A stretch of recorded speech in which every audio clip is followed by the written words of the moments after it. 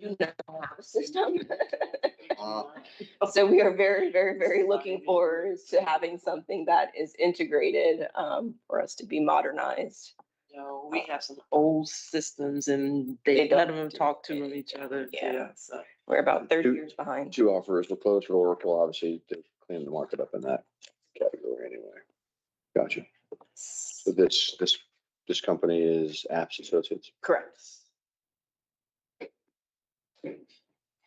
3 base years for it. Any questions on this item? No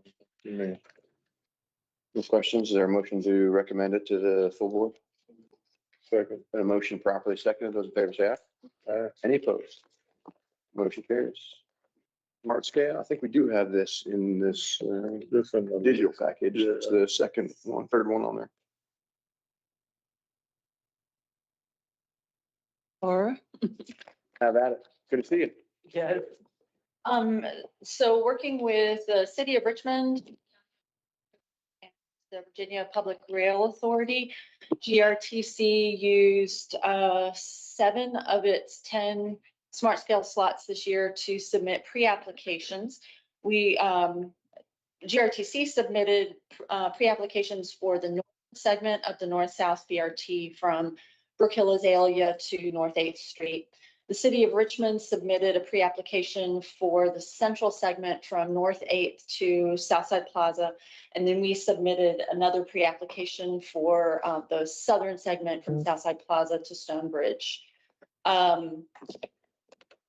PDOT and their office OIP that oversees the smart scale program determined that the southern segment did not have independent utility. And so they screened that application out, but they did suggest that we submit a combined segment 1B, the central section and the southern section as one application. So we will actually be submitting full applications for the northern segment. The city will still be submitting a separate application for the central one, and then we will also be submitting one for the combined central and southern. In addition to that one, we did submit a pre-application for the downtown transfer hub that was screened out.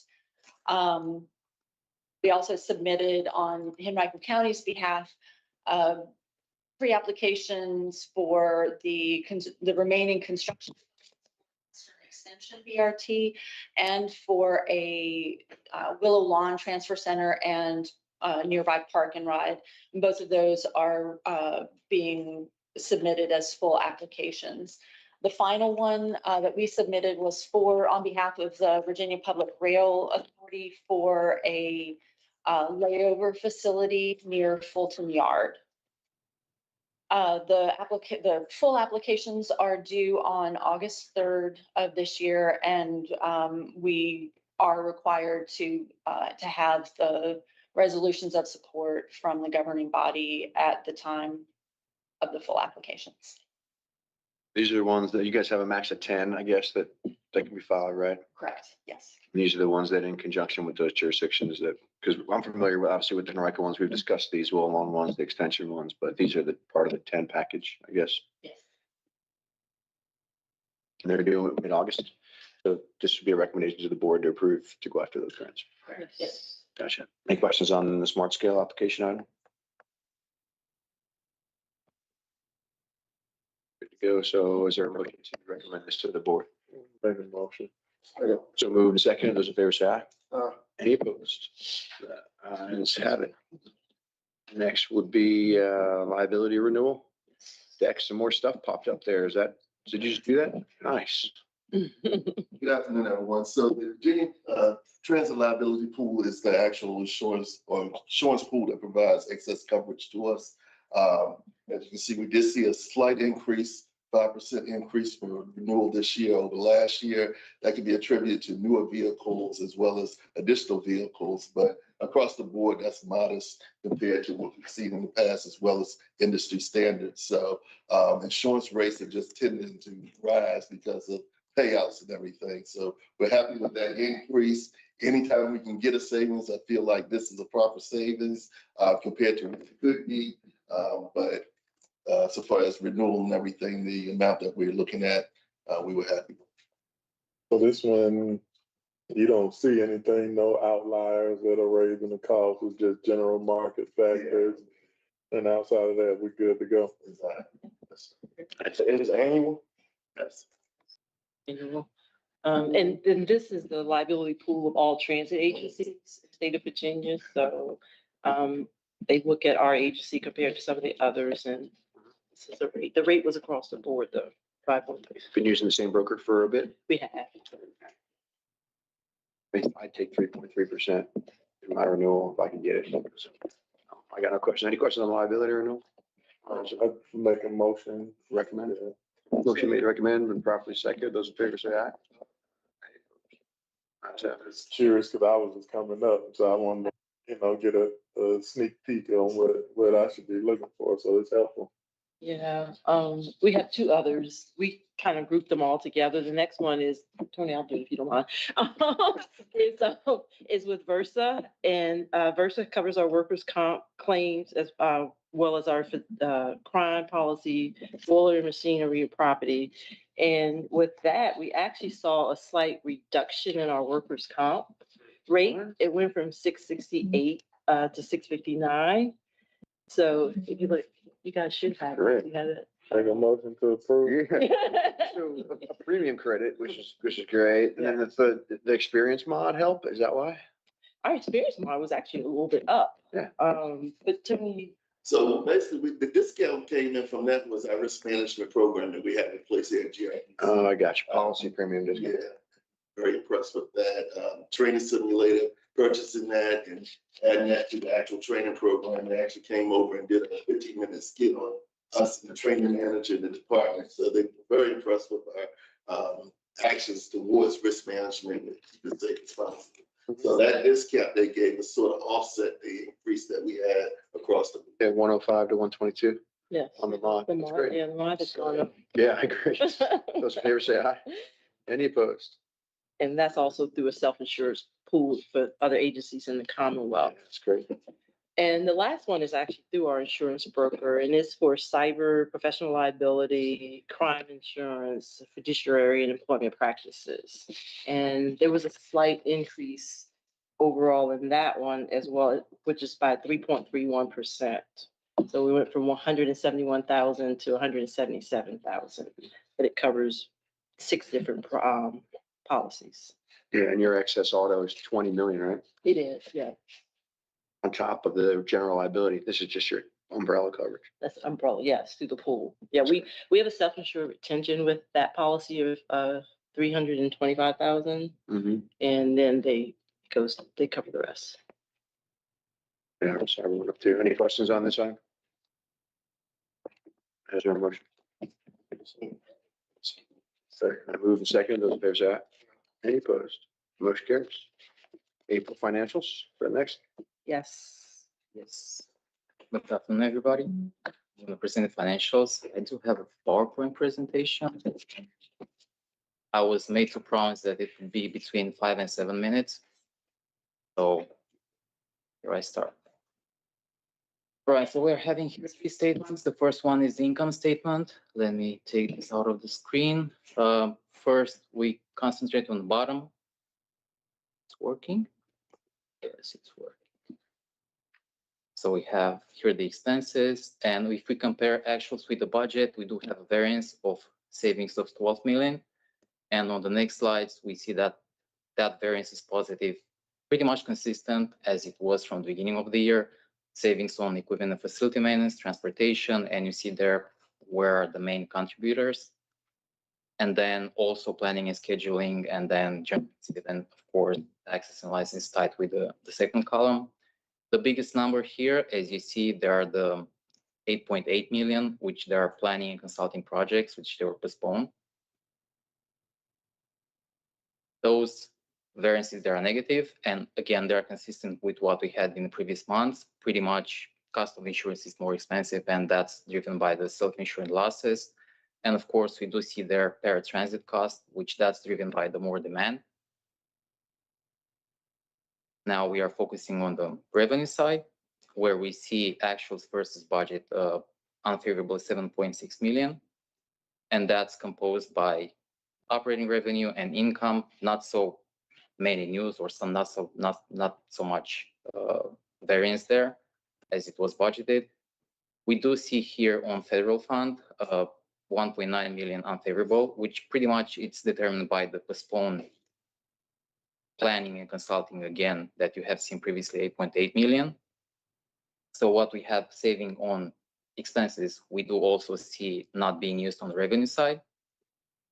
On the state, we don't have that big variance because we used other funds meanwhile, and even though we had minus on CMAC and of course planning, we did use DRPT 1.13 million for care, Route 1 Care Plus, and also we had some spill out from the 2025, so we have used those revenues in 2026. And on the local funds, we didn't do the GRTC fund balance contribution because, as you see in the previous slides, we didn't need to do that, so that's not used. That's why you see that 4.1 million with negative, and the other ones are just the local contributions for the capital projects, which that's an accounting entry there. Overall, if we summarize those, we do see a 4.3 million change in net position as of April. So taking those numbers, if we want to do a forecast, how we do see the final of the fiscal year, concentrating again on the main contributors on revenue, I'm showing this table compared with what was presented by John on the last month. We don't have so much difference here. Pretty much the numbers are consistent. The only portion where we estimate a little bit of change, it's on the operating expenses. We forecast less operating expenses, so that's why we're kind of forecasting to finalize the 1.7 million instead of 1.4 was last month that was presented. Do you have any questions about the income statement and forecast? Any questions on this?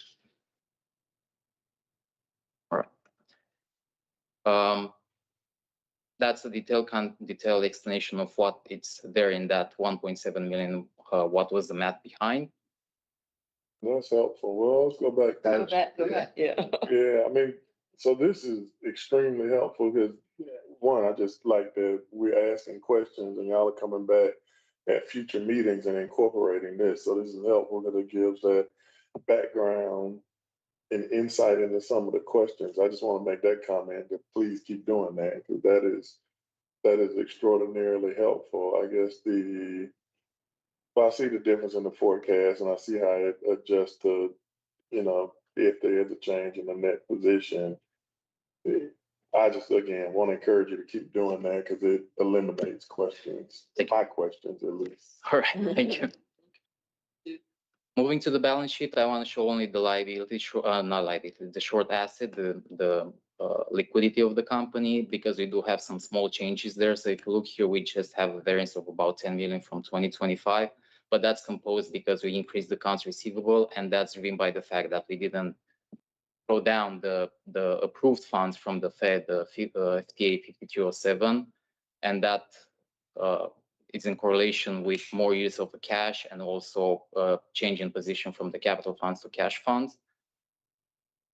This is just y'all had to receive that 10 million and you increased both sides of the equation to make room. Right. You got to have a balanced budget. So since receiving those increases, the increase in you received that additional 10, you brought in some of your expenses to be able to, how did you address that? The expenses that are done, we just have to book the revenues that are done. It's a matter of cash flow here, and that's the real imbalance. And you'll see better in the cash flow in the next slide. Okay. Talking about cash flow, that's exactly what we have said previously. As you see here, we postponed that 9 million from June to August, and that's why we have to use CVTA funds and LGIP and capital transfers. So all they are tied with the previous balance sheet, and that was done to support operating cash flow. That's the inflow side, pretty much the cash receipts that I'm showing here. And then if I'm looking to cash disbursements, I'm just highlighting the big variances. pretty much wages. It's nothing unusual there. We just have 3 paychecks in July, and then there were some payments that were postponed from May to June out of the baseline of May payroll. And then, of course, we have some capital disbursements, 5 microtransit vans, and another 10.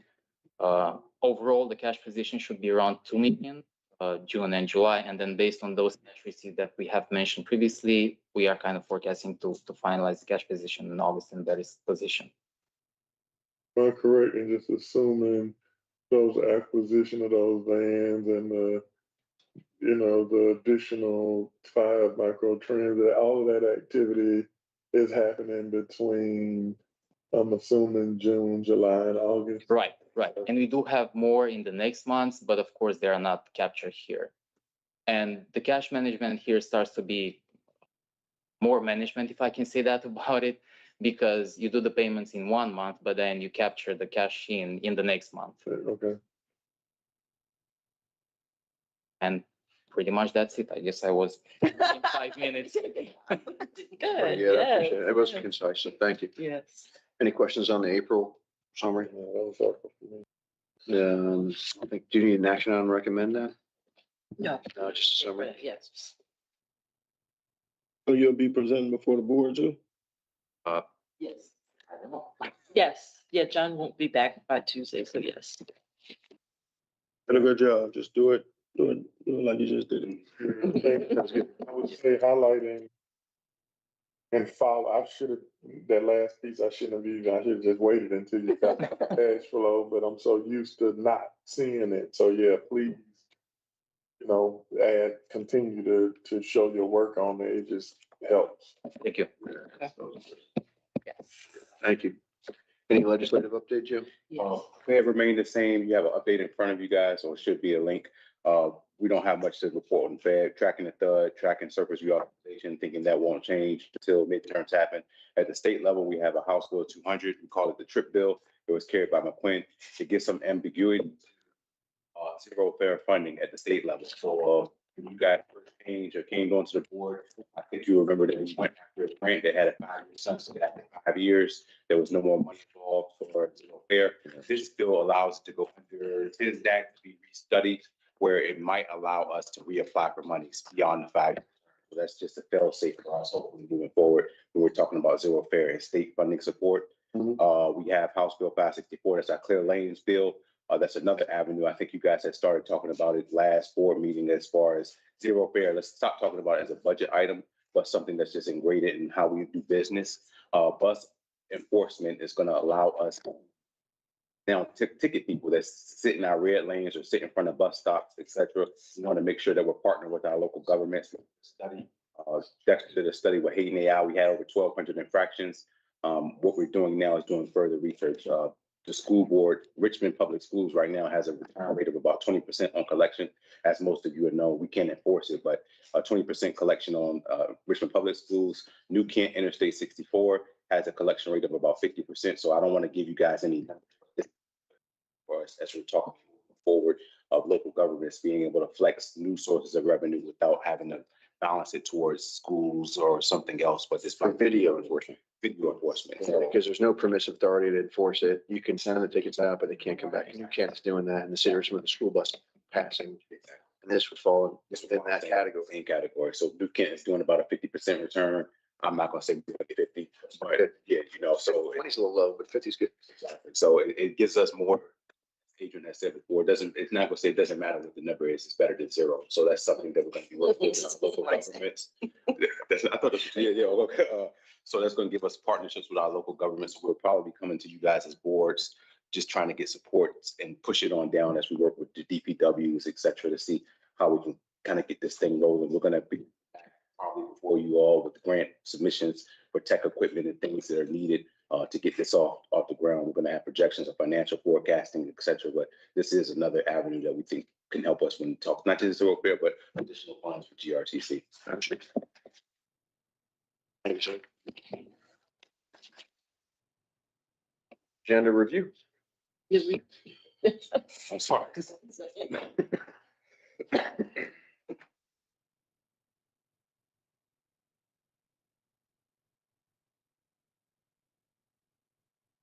don't think there's actually anything additional because you guys go over all the consent agenda. Yep. So we're good on full board review too. Are we up to new business? Yeah, new business. Yes, I do have a little bit of new business, regarding the article that was in the paper, in the lawsuits. I asked Tony Carter to prepare something, so he's gonna give a brief overview of that. Kevin's gonna share. We need his to do screen. that, and do we need to make that presentation like in close? Does it have to be open session? Well, they asked me that today, and I need to check with Neil to see if this qualifies for closed session, but we're not gonna give a lot of detail. We're just gonna. I feel like we need to know, especially, Dawn on myself and Nicole with our names. But I don't know if we need to, do it in open session, then that means it could be another story. I think I would recommend that we, especially because they're likely questions beyond, might prefer to have that conversation. I think it's appropriate because it involves litigation, and some of the questions that I know I would ask would have to do with the litigation. Cases. Less about the. So we weren't gonna go into details about individual cases. We're gonna give you an overview of the process and some numbers, but nothing specific. Somebody might want to ask you questions, is what I'm saying. We just do that. Yeah, because once you can't control the 9 board members want to ask questions. So you can give us an overview, but somebody might say it was in the paper, so I want to know, blah, blah, blah. And then if we had a conversation, I and think then once we start going down that road, we stuck in open session to talk about it. We did provide an overview to operations earlier. And nobody in operations have any questions in They this? just had questions about the process, pretty much, yeah. The whole board you'd want to brief the board on it, right? Is that's the idea? Yeah. Well, I asked, Yeah. because it was in the news. For sense. Would it make sense to check with legal, Yeah. get clearance on it? It's And then clearly do it too. litigation, legal be easy, and then put it in closed session for the board meetings. That makes more sense. That way everybody can do it then. Yeah, we can do that, Okay. absolutely, have it ready for Tuesday. Has development heard it yet or just operations? No operations, we did not bring it to Very cool. development, yes, yes, So that would make more sense for me if you want to have the discussion, you put it there, you get everybody. absolutely, yep, I'll check with Neil. Was this something, do you normally get for you about litigation costs? We have not, no. No, this was new to us. That's why, initially, we were saying we can only provide so much information. But they got us this time, so. Yes, yes. And what we reported versus what they reported, it's like a big difference. Correct, yes. I think what they reported, we just went and pulled everything. But it's the narrative, which is what I said. Once you let them tell the narrative, then It's out there. yeah, we screwed pretty much. And that's what they saying was, we went to GRTC, tried to have a conversation. They didn't want to give us the information, so we got to put them on blast to make them give the information. That's pretty much what they did. So they put, whether it's legit or not, they put something out there for us to make us respond. So that was it for new business? Was it? Yes, that's There's one more. There was a follow-up request for the comparison of service going back for July versus what was reduced in February. And Trish is here to share the update for the service and how we're going to communicate that as well. Well, I have just a couple of quick slides for us today, and then I printed it out as well because I realized some of that information was a little bit small, so I just wanted to make sure everyone had it. So were you able to send me the meeting link? Yeah.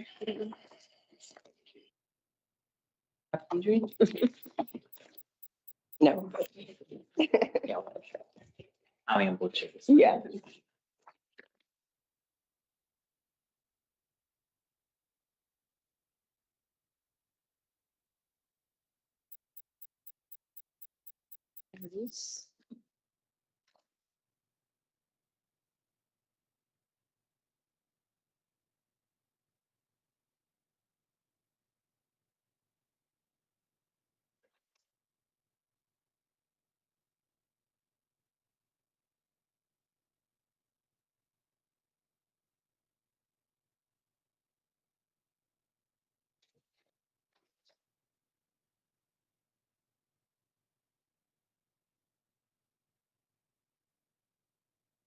I thought I could swap it. That's okay. We'll just leave it in present normal. So just scrolling through our changes here. So I have our service updates for July. We did some slight adjustments to the layover time near our 4A and 4B near the Oakwood Cemetery. Just feedback from the neighborhood that the longer layover time was disruptive to the neighborhood there and to individual homeowners. So those adjustments were made. We did some adjustments to Route 5 and 20 for improved on-time performance, just adjusting the run times to different part times of the day to help with that OTP. And adjustments to the 7A and 7B. These were adjustments that were already taking place in a detour form. The safety concerns regarding unoccupied and unattended buses near Richmond International Airport. And so we were already addressing those concerns immediately and adjusting our layover, but now it's actually part of our schedule and in our systems across the board. And then our Route 95, just for added connectivity and route utilization, both northbound and southbound trips will be stopping at the loop around Bright Point Community College. And then we have some additional trips going back on our Route 5 and the 7A and the 7B. So these were trips that were put back, that were originally taken out because of the operator shortage that was in place. And so now that we need to hire more, we've been able to increase our extra board percentage and then add some additional trips back in. So if you go along the columns here, we have that original October booking, what was reduced in February, and then what we're putting back in July. So Route 5, instead of that 30-minute service ending at 10, or ending at 9, it's going to be extended till 10. And then the 7A and 7B, very similarly, instead of ending the 30-minute service at 7, we added a few more trips to keep it going until 9. And then the impact is based on that original ridership that we saw before the reductions were made, that we will be putting back service for 35 riders per day for the 5, and about 72 riders per day on the 7s. So we're excited to be able to bring that service back and kind of prioritize, still kind of getting our bang for our buck there, getting our operator count up and giving our riders the biggest impact we can with our resources. Those two are returning on, back to normal with some slight changes. Mhm. Are there other routes that were cut that are not returning? Yes, so we continue to look at the ridership data, and there were some original cuts as part of that October that were just service planning that weren't going to go back originally. My next slide in here is the Broad Rock Zone, just to look at it. So that replaced the Route 88. That would remain in place. The Route 1 service into J Sarge when they don't operate on the weekends doesn't need service on the weekends. So those changes we're not necessarily due. Yeah. Can you just create one chart or something? Where everything is there. The one chart of all the things that we reduced, then the ones that are back. In slide, she has a hidden slide. One, okay. She has Yeah. PowerPoint. There's a hidden slide. Yes. Saw it yesterday.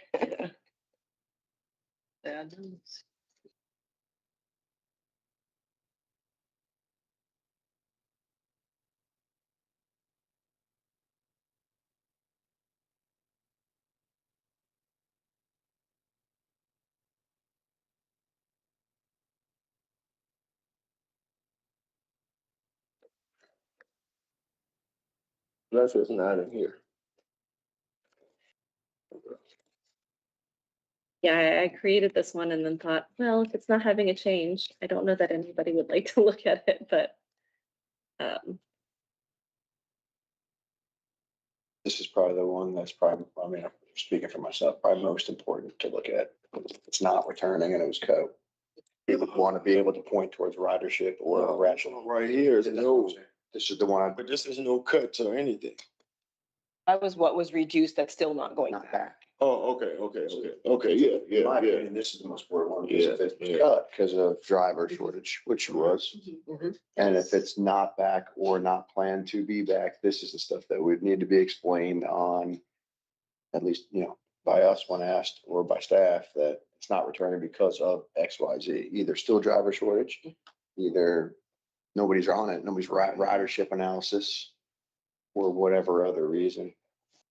What's your name again? I'm sorry. Oh, I'm sorry, Patricia Robinson. So is Patricia, presenting on Tuesday? Or whenever? Yeah, so you need to make sure this slide needs to be in the I mean, yeah. Absolutely. So there's the, and if we could send this, well, I don't know if it's gonna be in our board packet, but like, I would just want some time to look at the ones, obviously that I'm most familiar with. I'm sure I can't speak for the city. But I got my list out here. which ones would have the most potential impact? And then I would want some time to digest it. If that impact column is what you guys are saying about why it's not returning, here's the rationale. If that's what that column is, I would just want to take time to look at that. One thing is Yes. that point before if we can just have that before, I think y'all gonna get it to us, but before this board meeting. That way Tuesday, we can either have an educated conversation about it or have all the answers we need and, be able to move forward. Yeah, absolutely. You send that to Janice and she'll include it in the board packet. Yes, absolutely.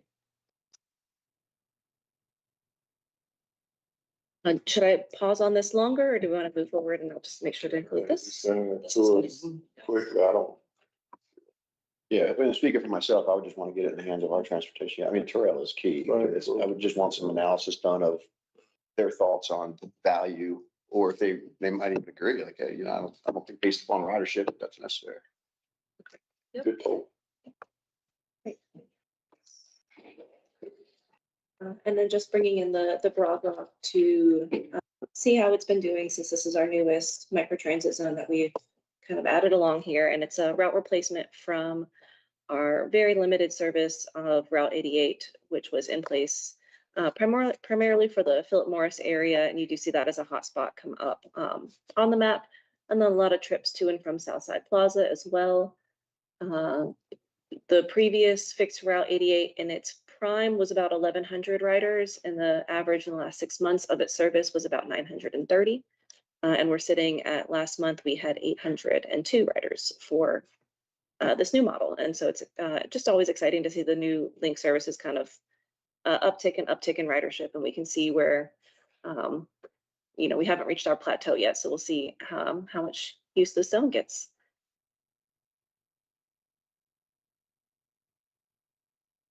And then there was a question in our development committee, not this month, but the meeting prior, just kind of wondering who's riding the pulse and what are the demographics behind those riders in the profile.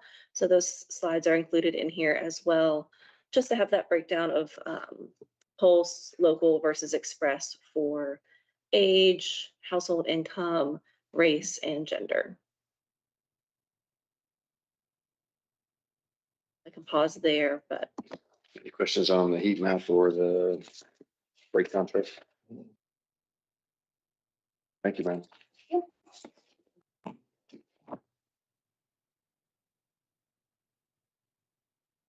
Any new business? No other business.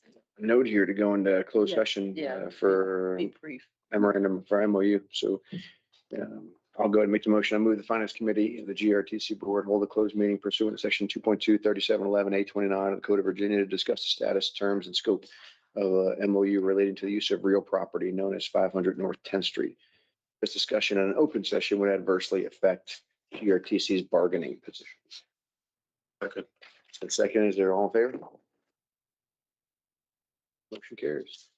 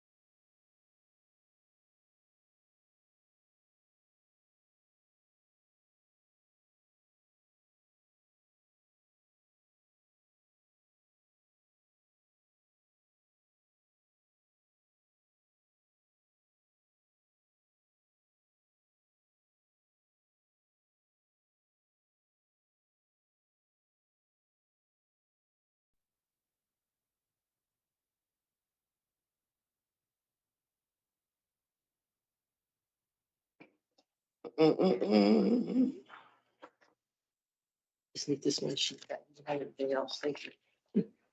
Will you back public, Jack? Whereas the Finance Committee of GRTC Board of Directors convened and closed meeting on this date pursuant to an affirmative recorded vote and in accordance with the provisions of the Virginia Freedom of Information Act, whereas Section 2.23712 of the Code of Virginia requires certification by this Finance Committee that such closed meeting was conducted in conformity with Virginia law. Therefore, now be it resolved that the Finance Committee of GRTC Board hereby certifies to the best of our members, each member's knowledge, only public business matters lawfully exempt from open meeting requirements under Virginia law were discussed in the closed meeting to which this certifying resolution applies. And number two, only such public business matters were identified in the motion convening the closed meeting were heard, discussed, and considered by the board. Witnessing affirmative votes are Mr. Nelson, Mr. Donald, Mr. Schmidt, aye. There were no negative votes, so motion certification carries.